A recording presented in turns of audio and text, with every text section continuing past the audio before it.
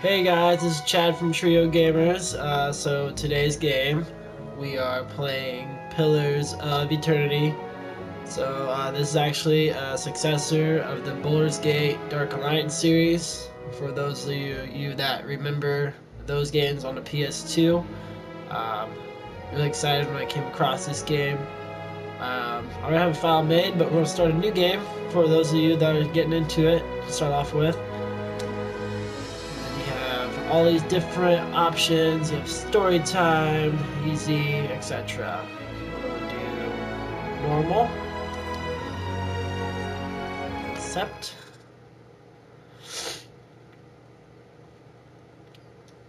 and here's your basic control layout. And every time it loads, it'll kind of pop up every once in a while. So if you get confused, or you can go to your options and obviously see your action buttons. So X is your attack, interact, and then cancel for the circle, triangle, and combat. So I'll show you a few of the things here when we get going. 5 wagons grope blindly for the path on a starless night, their master glancing ever upward to the skies for assurance that he is on the right course. A dim lantern his only protection against the encroaching darkness. But the skies bring no comfort, shining no light, betraying no hint of what they know. The caravan carries travelers bound for the frontier hamlet of Gilded Vale, you among them, where a local lord has offered land and wealth to settlers from abroad looking for a fresh start. You have taken suddenly ill, sweating and shivering, and one of the other travelers signals for the caravan master to stop on your behalf. He pulls up just in time to avoid plowing into the trunk of a fallen tree that bars the way ahead. You will go no further tonight. Ooh. Sounds scary. Continue. Okay, so this is your character customization. You can choose male or female. I'm gonna go with male.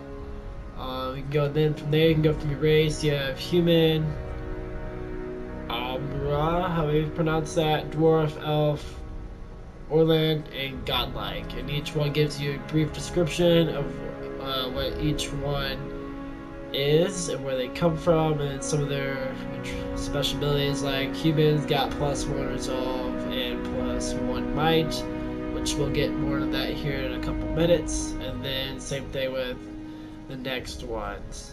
On my second file, I chose a dwarf, since they come with might, dexterity, and constitution. But for this file, I am going to go with the human race.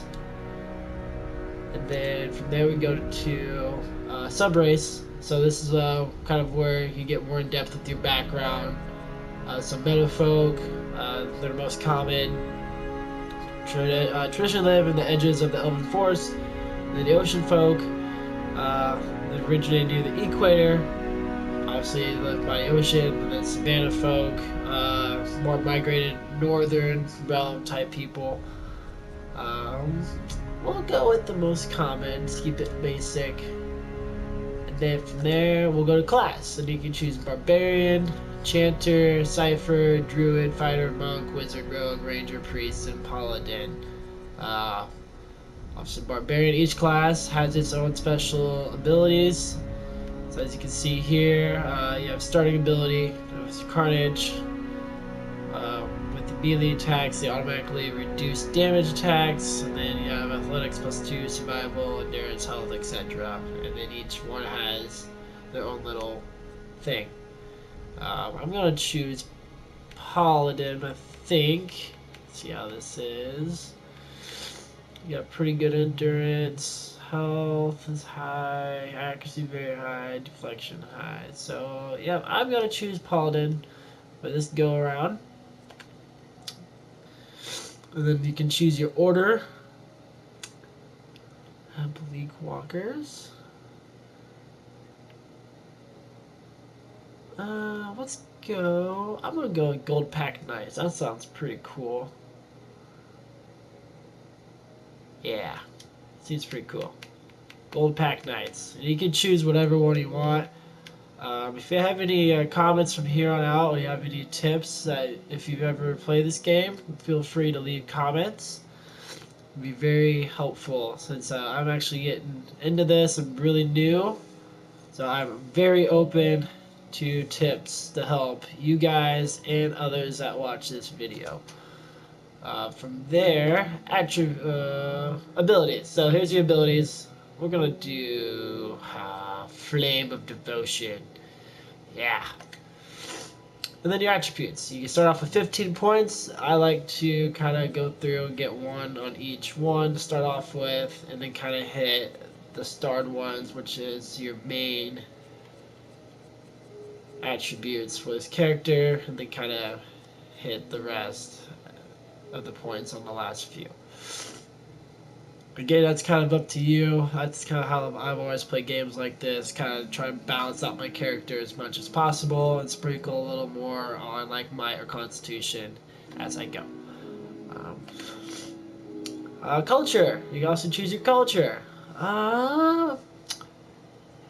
This is the largest empire, and then it keeps kind of breaking it down into what the other ones are. I'm gonna stick with the first option, however you pronounce that, Adir. In the game, it tells you how to pronounce them if you're like me and don't know how to pronounce a lot of these interesting names or words. From there, you have your background, which is kind of more like work related. I'm gonna go with mercenary with this guy. And then from there we go to appearance. And then you can adjust your facial hair, you can have a beard, goatee, all that good stuff. And you can use your right analog stick to kind of move your guy around. I'm gonna have a nice, good, solid beard. Yeah, I'm gonna have that one. And then you can do the same thing with your head. You can adjust your head, as you can see. Ooh, yeah, that looks pretty badass. And then hair, kind of adjust it from there, make it look all crazy like, kind of slick back like this dude. Mohawk it out. I'm gonna keep it there. And then you have your portrait right on the right side. As you can see, you can change your portrait back and forth. Try to find something that's somewhat close to my guy.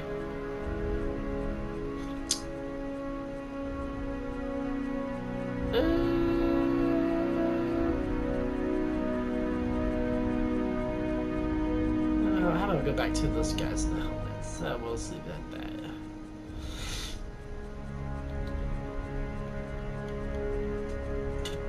Yeah, here we go. And then from here you go to your voice. You can click X to see you try to test it out. Now I am the leader. Yeah. And then you just keep going down through. I've gone through this before, so I'm gonna choose the Sinister on my first file. I chose Let's go. The My eyes are peeled. Stoic voice. For this one I'm gonna do Sinister. And then from there, you enter your name. I'm gonna call this guy Sir Ned for you Game of Thrones people out there. Even though he doesn't look anything like him, just for time purposes, I'll just come up with this name that popped in my head. I'm kind of binge watching Game of Thrones again. Can't wait for the final season to come out. And then from there you hit accept. And then, yep, accept. And then your journey begins. I'm sorry I sound kind of like crap. I've been fighting a cold and I'm just getting over it. So this is how where the story begins. You're in a caravan. For those of you that are jumping in, it kind of reads. A lot of reading in this game. Very good story though. Everybody stays close to the wagons, got it? Stay out of the woods, and beasts take you if you were planning a stroll through those ruins up there. Whole area's crawling with hut-dwelling types who'd be I think happy there's to a lot of stick bits an you can axe in you for actually talk to, trespassing. and you don't have to So read as mind much. that you don't track mud on their sacred blazing rocks. Tonight, everybody stays put, and in the morning we'll get the path cleared. Gilded Vale's less than a day out. Understood? At last, the caravan master turns towards you, frowning as he looks you over. 'Cause you're the sick one, and that's why you guys stopped. There's a stinging beetle around here, carries it. You'll be fine once it passes your innards. Unless you don't drink water, of course. In which case you'll be dead in a day. There's a berry grows in these parts, small and pink, called a springberry. About the size of a fingernail. It'll give you cramps if you eat it, but the frontiersmen make a tea from it. Calms the insides. Should get you through the night. You might check around, see if you can find some. Meanwhile, I'll see if we can scare you up some water. I know you want to hunt before it gets much darker. But see about refilling our water first.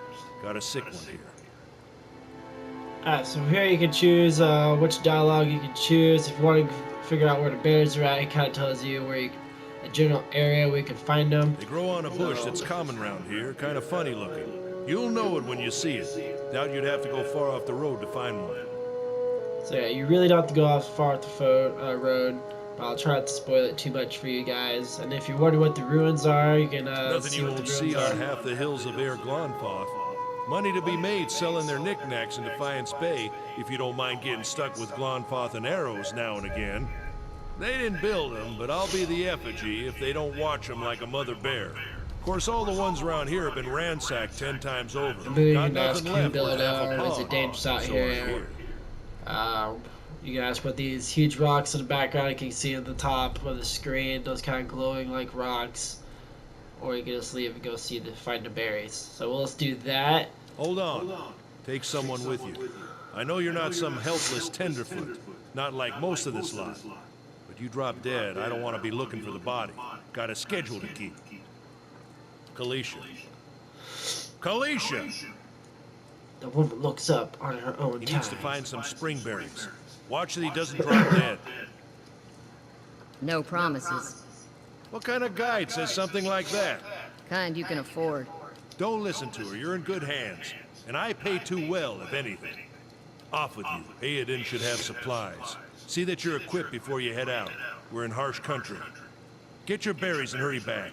And if you get so much as a tickle of wind, you drop everything and you run. Something in the air tonight. If it's a Beawick, we'll shelter in the ruins. Hut dwellers be damned. Alright, so from there, it automatically saves. You heard the man. Let's get going before you keel over. Alright, so this is what the gameplay kind of looks like. You use the left analog stick to move around, right analog stick to kind of do this deal.